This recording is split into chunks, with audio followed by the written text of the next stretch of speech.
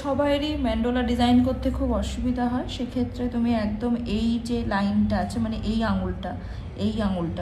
আঙুলটা বরাবর একটা সোজা লাইন, তারপরে একটা মধ্যিখান থেকে সোজা লাইন, তাহলে আমরা আইডেন্টিফাই করতে পারলাম যে এটা হচ্ছে সেন্টার পয়েন্ট। ঠিক আছে, তো সেই অনুযায়ী আমি আশা করি বোঝাতে পারছি। তো তোমরা একবার ভালো করে দেখে নাও জিনিসটা। এবার এটা হচ্ছে একটু বের করে নেবে, তাহলে মেহেন্দিটা ভালো পড়বে।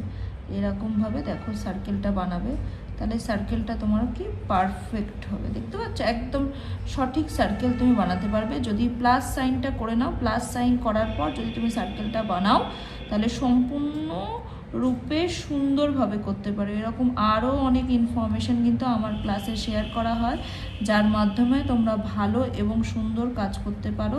তো তার জন্য কিন্তু তোমাদেরকে আমার আপকামিং মেহেন্দি ব্যাচে জয়েন করতে হবে, যেটা বাগিহাটিতে লোকেশন আছে। তো সেখানে যদি তোমরা জয়েন করো, এই রিলেটেড আরও ইনফরমেশন পাবে, যাতে তোমাদের কাজটা তোমরা আরও ভালোভাবে করতে পারো। দেখো পারফেক্ট সার্কেল হয়ে গেছে।